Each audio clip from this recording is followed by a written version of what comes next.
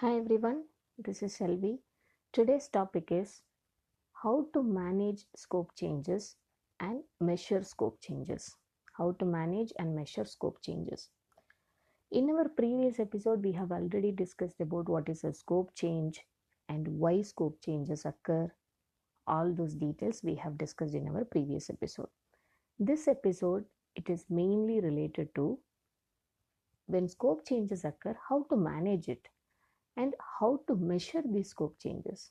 These are the two sections we are going to cover in this episode. Let's start from managing the scope changes. First thing is, scope changes are not advisable anytime when the sprint has started. When we will be starting the sprint, we have actually planned a detailed sprint planning event. We discussed about all the work items that align to the committed sprint goal and prepare the sprint backlog, and team is all set for the execution. Anytime any changes that are happening in the sprint backlog during the sprint execution definitely will create an impact in the overall deliverable that we expect at the end of the sprint. In addition to that, the flow and the plan the team has planned already gets completely disturbed. So, first thing is, it is not at all advisable to change the scope once we have started the sprint, which means scope changes need to be avoided. But there are situations we cannot avoid these scope changes. It happens. Like there is a priority request that is coming from the business and we need to immediately pick it up. That's what the request is all about because of the priority. Now, there are certain situations we cannot avoid it. Let's consider those situations. In those situations, how are we going to manage it? First, two things. One is when scope changes are coming, according to the time it is coming, we can very well accept it or request for waiting period. What is the time? Let's say in our example, our sprint length is of 2 weeks, which means 10 working days we are planning the sprint. 2 week sprint ideally. Okay.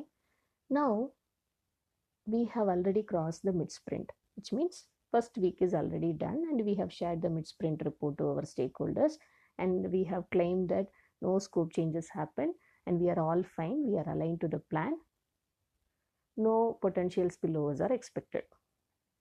All these details are shared. After 2 days of the mid sprint, which means let's take this sprint has all 10 working days, okay, there are no holidays. Now, like after the mid sprint, after 2 days, product owner is coming and saying, hey, there is an important request, we need to immediately pick it up.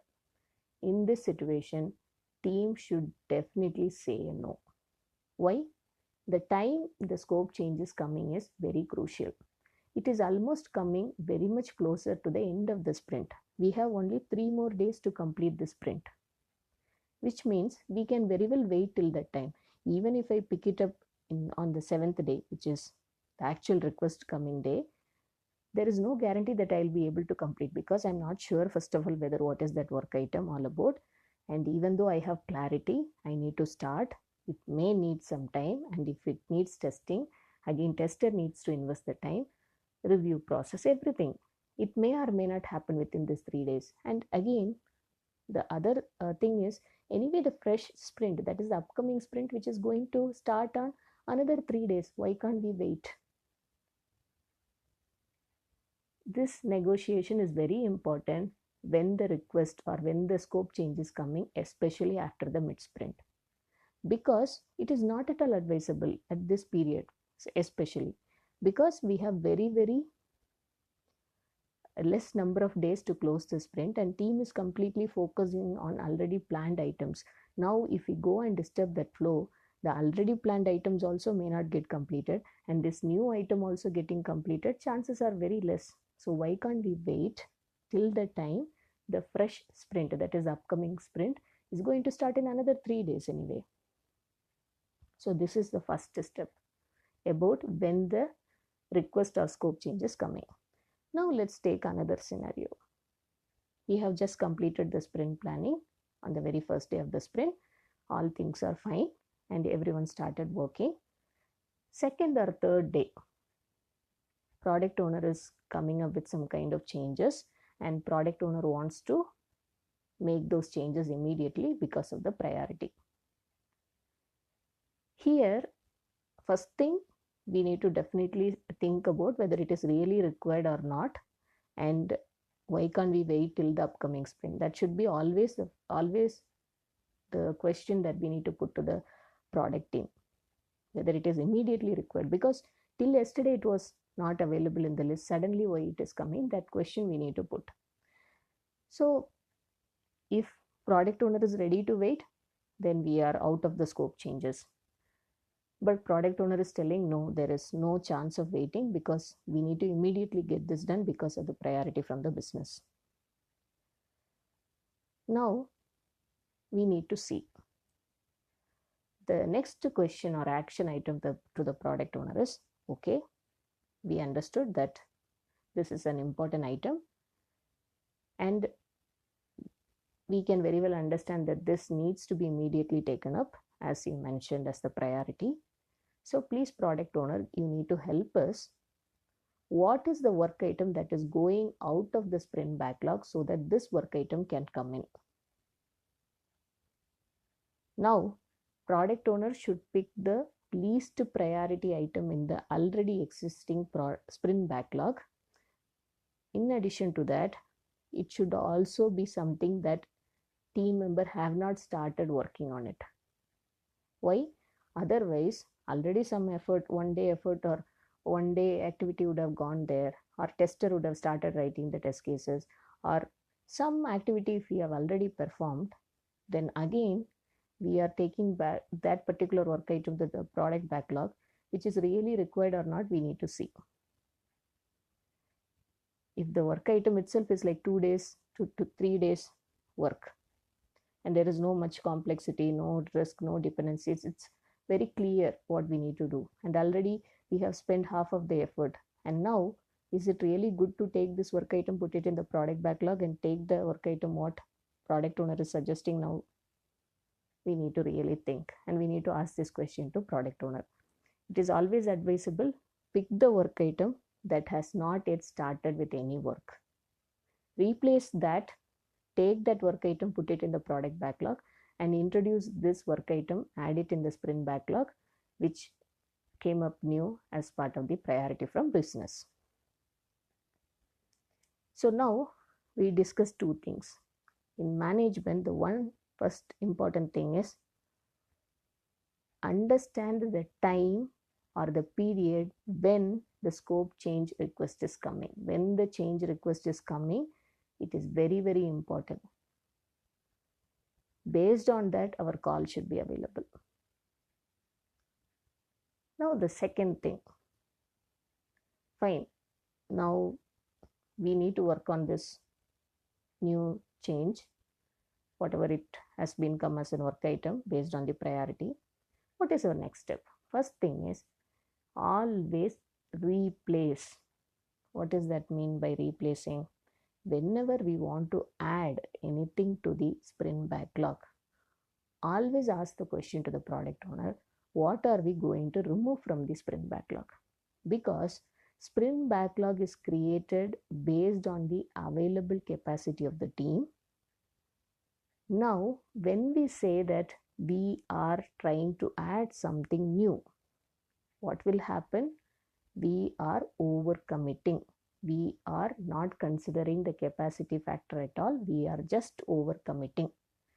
So always when something is coming in, what should go out? That call product owner should take. So replacement is the first strategy. Second one, always fix within the capacity. How is that possible? We have certain capacity only in our team. That's what we would have calculated, and based on that only our sprint backlog would have been created. Now, generally what happens? The work item that we are removing may be a very simpler work item, and it is of least priority, least complexity, least business value, no dependency, no risk. But the one that we are trying to add in the backlog is of high story points because its complexity is also high and it is coming new. We have some dependencies, risk involved in it, and business value is also high. So now how are we compensating these two? Then here comes the capacity issue. We planned the work item which was earlier available in the sprint backlog based on the capacity.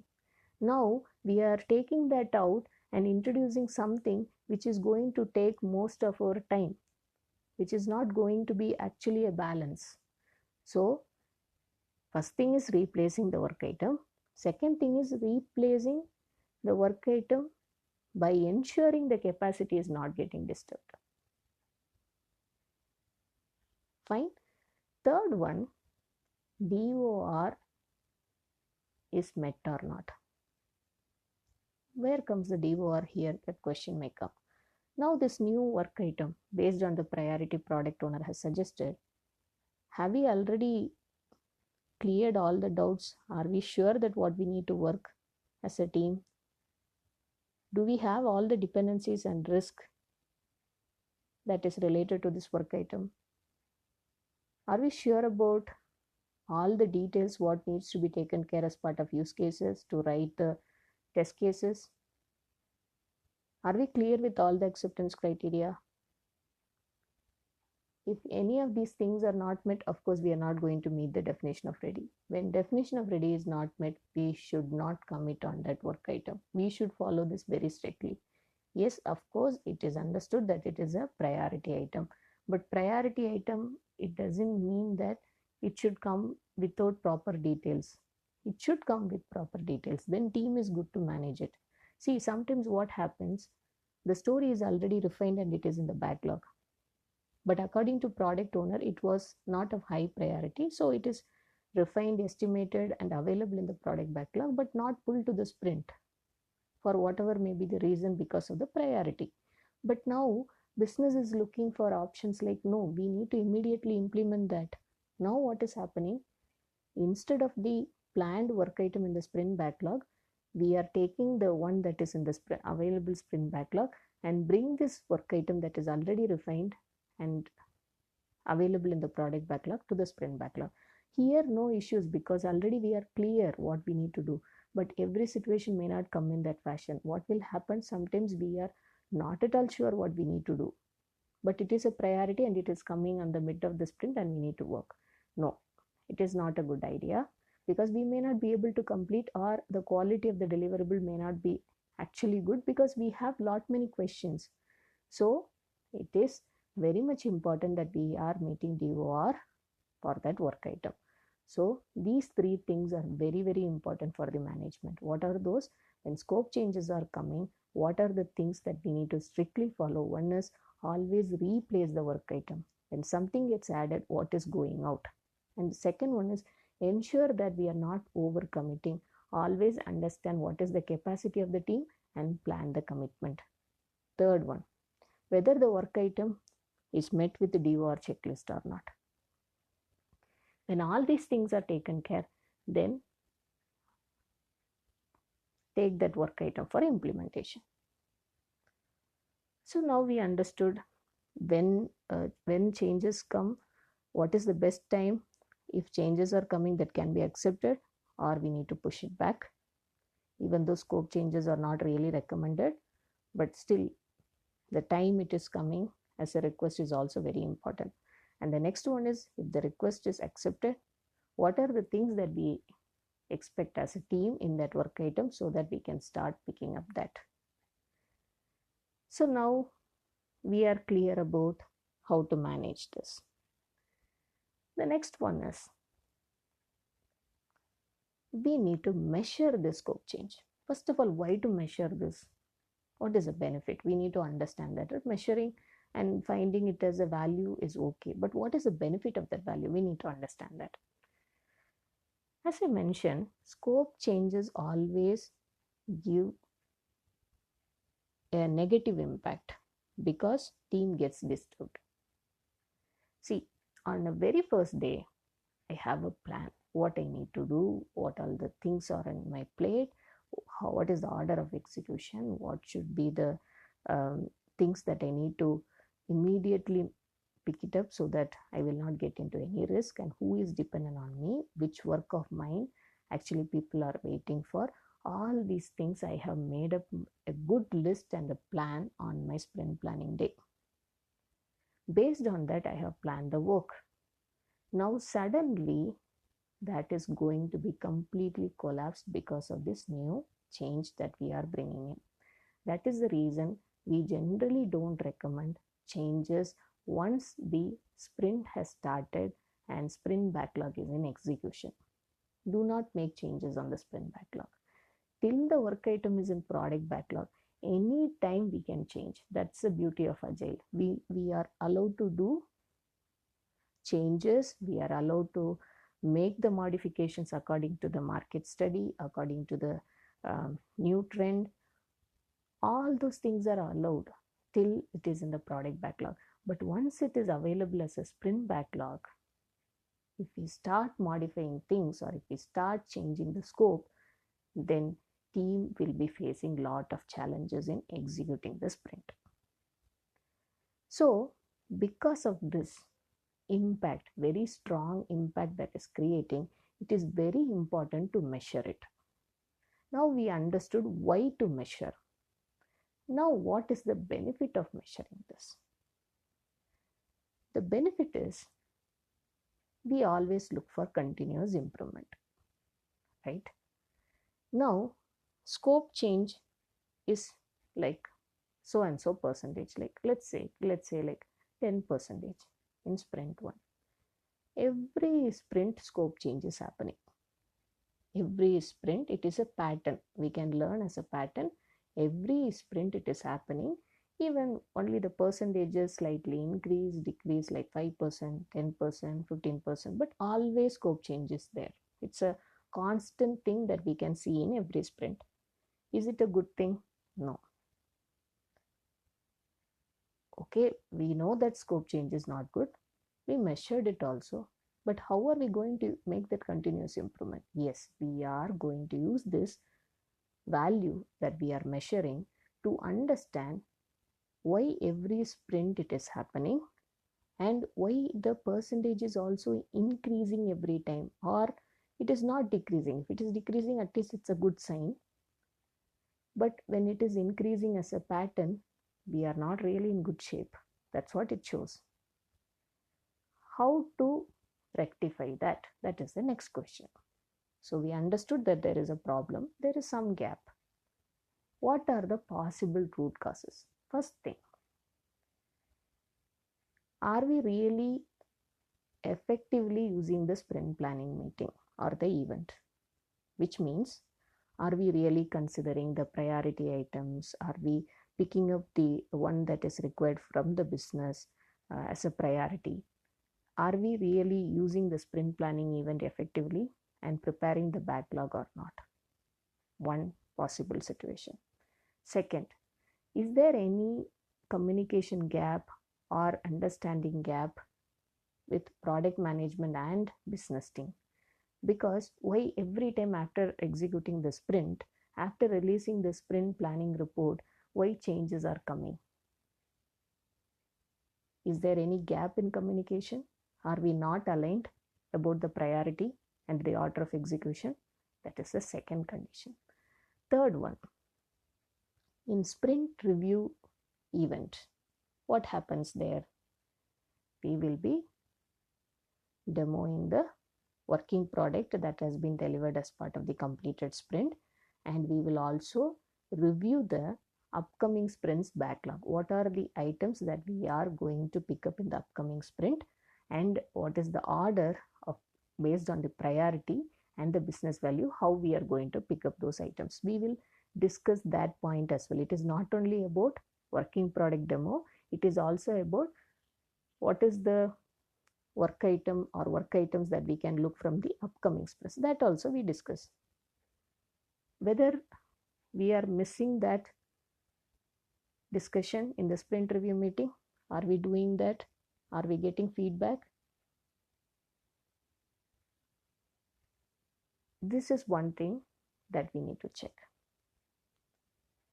So 3 points we discussed. One is sprint planning meeting effectiveness, sprint review meeting effectiveness, and alignment with product management and business. It can be any of these reasons or all the reasons also, we don't know. But with this value, we are going to tell that there is some problem. If we are not measuring this, we may take this as a kind of way of working, and we will be always encouraging this in every sprint, which is not a good scenario. But here, when we start measuring it, we know that there is a problem, and we will try to identify what are the possible situations or what are the root causes that can create this issue. We will be able to identify, and there is an opportunity for us to work on that and fix it. Because to fix a problem, first we need to know what is the gap or problem, right? So this measurement is going to help us to understand there are situations, these many situations, this is the value of scope change, and why it is happening is the next step of finding with the help of this value. So that is the purpose why we are measuring, and that is the benefit of measuring the scope changes. So now we know why we measure and what is the benefit of measuring. Now, how to measure? Two things, okay? In scope change, there are two sections. One is adding scope to the existing sprint backlog. Second one is removing scope from the existing sprint backlog. Both are actually scope change. I'll give a small information here. Generally, we think that removal needs to be considered as a scope change. Of course, it is a change, but it is not giving any impact for us, right? Because adding a new scope will create a problem, because we don't know whether we have clarity, whether we can work it on, and it will disturb the other things. But removal, it is as simple, right? It is not going to affect any other flow. Definitely not. We are always talking about the continuous things that are happening as a pattern. Let's take an example. One sprint we are removing. We have planned some work items, but after a few days of the sprint, we are removing certain work items. Now, the problem is, when we remove the work items, team will be actually completing their work well in advance before the sprint closure. Now, we need to pick up something from the product backlog, which means we need to plan one more mini sprint planning event before actual next sprint.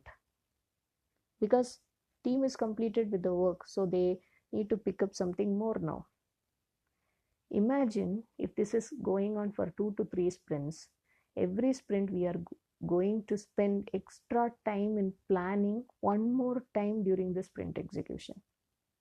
Because we removed certain things and we have now bandwidth to plan some more things. To plan some more things, again, we need to quickly conduct a small meeting, which is again going to be entire team's effort is going to be spent on that meeting. If we have a well-defined plan on day 1 of the sprint, why we will be removing that?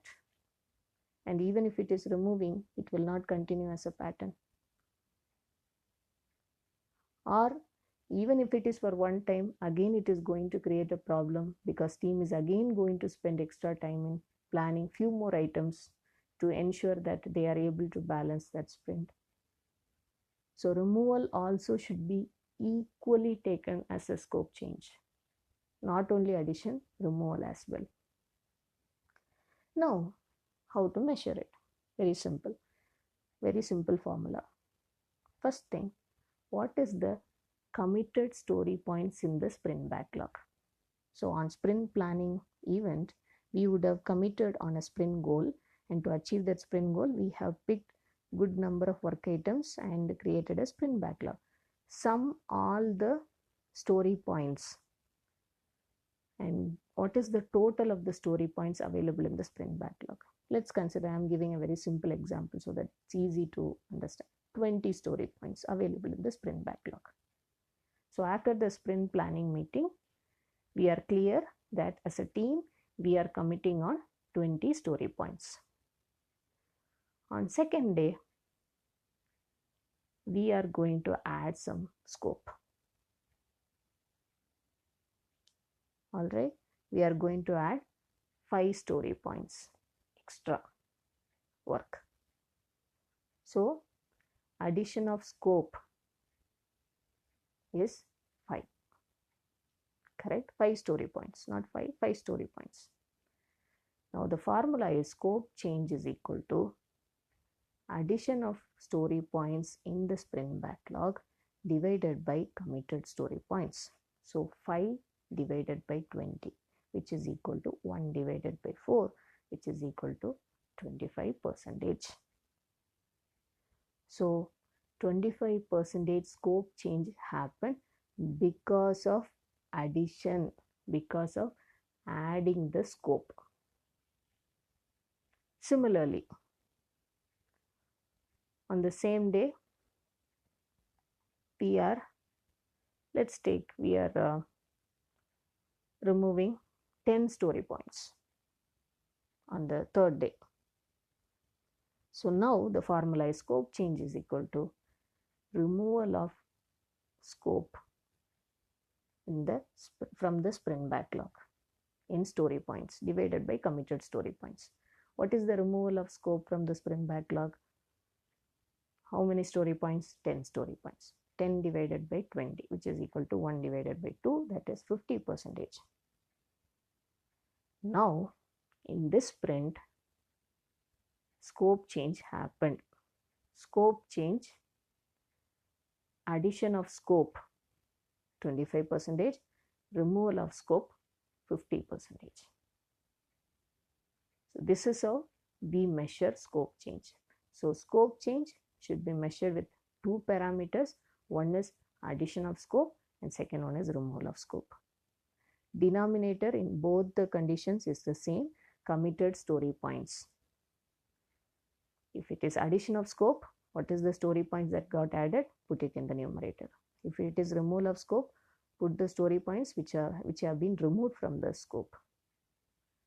Get the percentage. That is the scope change.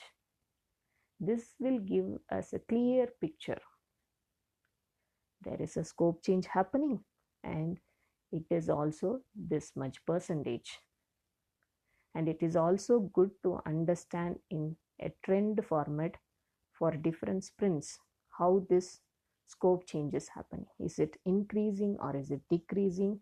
What are the action items we need to take to reduce or minimize or make the scope changes 0? That should be our target. For that, this measurement is very, very helpful. Okay, so in this episode, we have discussed about detailed things on managing the scope and measuring the scope. Hopefully, this would have been a very helpful episode to all of you. Thank you so much for listening. Happy learning and stay tuned.